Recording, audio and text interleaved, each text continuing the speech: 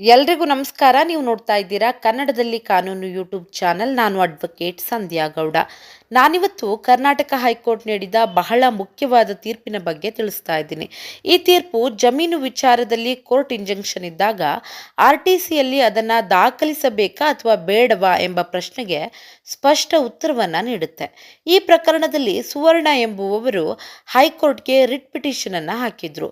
ಅವರು ತಮ್ಮ ಕುಟುಂಬದ ಜಮೀನಿನ ಬಗ್ಗೆ partition suit OS number 784/2024 civil ಕೋರ್ಟ್ನಲ್ಲಿ ಹಾಕಿದ್ರು.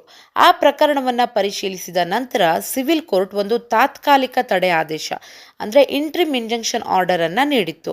ಆ ಆದೇಶದ ಪ್ರಕಾರ ಆ ಜಮೀನನ್ನು ಯಾರಿಗೂ ಮಾರಾಟ ಮಾಡಬಾರದು ಅಥವಾ ವರ್ಗಾಯಿಸಬಾರದು. ಆ ಆದೇಶವನ್ನು ಪಡೆದು ಸುವರ್ಣ ಅವರು ತಹಶೀಲ್ದಾರ್ ಕಚೇರಿಗೆ ಅರ್ಜಿಯನ್ನು ಕೊಟ್ಟು ಈ ಕೋರ್ಟ್ ಇಂಜಂಕ್ಷನ್ ಅನ್ನು RTCಯ ಅದರ್ ರೈಟ್ಸ್ ಕಾಲಂನಲ್ಲಿ ದಾಖಲಿಸಬೇಕು ಎಂದು ಕೇಳಿದರು. ಆದರೆ ತಹಶೀಲ್ದಾರ್ ಅವರು ಅದನ್ನು ನಿರಾಕರಿಸಿದರು. ಅವರು ನೀಡಿರುವಂತಹ ಕಾರಣ ಏನೆಂದರೆ, ಈ ಸಿವಿಲ್ ಕೇಸ್ನಲ್ಲಿ ಸರ್ಕಾರ ಅಥವಾ ರೆವೆನ್ಯೂ ಅಧಿಕಾರಿಗಳು ಪಕ್ಷವಾಗಿಲ್ಲ, ಅಂದರೆ ಪಾರ್ಟಿಗಳಾಗಿಲ್ಲ. ಆದ್ದರಿಂದ ನಾವು RTCಯಲ್ಲಿ ಅದನ್ನು ದಾಖಲಿಸಲು ಸಾಧ್ಯವಿಲ್ಲ. ಈ ಕಾರಣದಿಂದ ಸುವರ್ಣ ಅವರು ಕರ್ನಾಟಕ ಹೈಕೋರ್ಟ್ ಮೆಟ್ಟಿಲೇರಿದ್ರು. ಈ ಪ್ರಕರಣವನ್ನು ವಿಚಾರಿಸಿದ ನ್ಯಾಯಮೂರ್ತಿ ಸಚಿನ್ ಶಂಕರ್ ಮಗದುಂ ಅವರು ತಹಶೀಲ್ದಾರರ ಈ ಕ್ರಮವನ್ನು ತೀವ್ರವಾಗಿ ತಪ್ಪು ಎಂದು ಹೇಳಿದರು. ಹೈಕೋರ್ಟ್ ಹೇಳಿದ್ದು ಏನೆಂದರೆ, ಸಿವಿಲ್ ಕೋರ್ಟ್ ನೀಡಿರುವಂತಹ ಇಂಜಂಕ್ಷನ್ ಆರ್ಡರ್ ಒಂದು ಗಂಭೀರವಾದ ಆದೇಶ. ಅದರ ಉದ್ದೇಶ ಜಮೀನನ್ನು ಮಾರಾಟ ಮಾಡದಂತೆ ತಡೆಯುವುದು, ಮೂರನೇ ವ್ಯಕ್ತಿಗಳಿಗೆ ಹಕ್ಕು ಸೃಷ್ಟಿಯಾಗದಂತೆ ಕಾಯುವುದು, ಮುಂದಿನ ದಿನಗಳಲ್ಲಿ ಅನಾವಶ್ಯಕ ಲಿಟಿಗೇಷನ್ ಆಗದಂತೆ ತಡೆಯುವುದು.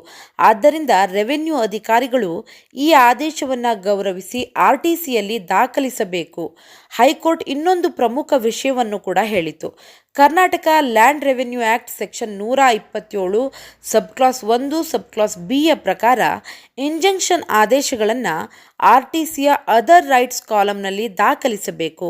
ಇದನ್ನು Manjunatha versus state of Karnataka 2020ರ ಹಿಂದಿನ ತೀರ್ಪನ್ನು ಕೂಡ ಸ್ಪಷ್ಟಪಡಿಸಿದೆ. ಅಂದರೆ ಈ ಜಜ್ಮೆಂಟನ್ನು ಕೊಡುವಾಗ ಹಳೆಯ ತೀರ್ಪನ್ನು ಉಲ್ಲೇಖಿಸಿ ಈ ತೀರ್ಪನ್ನು ನೀಡಿದೆ. ರೆವೆನ್ಯೂ ಅಧಿಕಾರಿಗಳು ನಾವು ಕೇಸಿನಲ್ಲಿ ಪಕ್ಷಗಳಲ್ಲ, ಅಂದರೆ ಪಾರ್ಟಿ ಆಗಿಲ್ಲ ಅಂತ ಹೇಳಿ ತಪ್ಪಿಸಿಕೊಳ್ಳೋದಕ್ಕೆ ಸಾಧ್ಯವಿಲ್ಲ. ಕೊನೆಯಲ್ಲಿ ಹೈಕೋರ್ಟ್ ಈ ಆದೇಶವನ್ನು ನೀಡಿತು. ತಹಶೀಲ್ದಾರ್ ನೀಡಿರುವಂತಹ ಎಂಡೋರ್ಸ್ಮೆಂಟನ್ನು ರದ್ದು ಮಾಡಿತು, ಅಂದರೆ ಹಿಂಬರಹವನ್ನು ರದ್ದು ಮಾಡಿತು.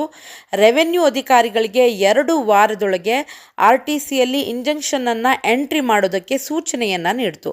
ಅಷ್ಟೇ ಅಲ್ಲ, ರಾಜ್ಯ ಸರ್ಕಾರಕ್ಕೂ ಕೂಡ ಸೂಚನೆಯನ್ನು ನೀಡಿ ಮುಂದೆ ಎಲ್ಲ ರೆವೆನ್ಯೂ ಅಧಿಕಾರಿಗಳು ಕೋರ್ಟ್ ಇಂಜಂಕ್ಷನ್ಗಳನ್ನು RTCಯಲ್ಲಿ ಕಡ್ಡಾಯವಾಗಿ ದಾಖಲಿಸಬೇಕು ಅಂತ ತಿಳಿಸ್ತು. ಈ ತೀರ್ಪಿನ ಮುಖ್ಯ ಉದ್ದೇಶ, ಸಿವಿಲ್ ಕೋರ್ಟ್ ಇಂಜಂಕ್ಷನ್ ಆರ್ಡರನ್ನು ನೀಡಿದರೆ ಅದನ್ನು RTCಯ ಅದರ್ ರೈಟ್ಸ್ ಕಾಲಂನಲ್ಲಿ ದಾಖಲಿಸಬೇಕು.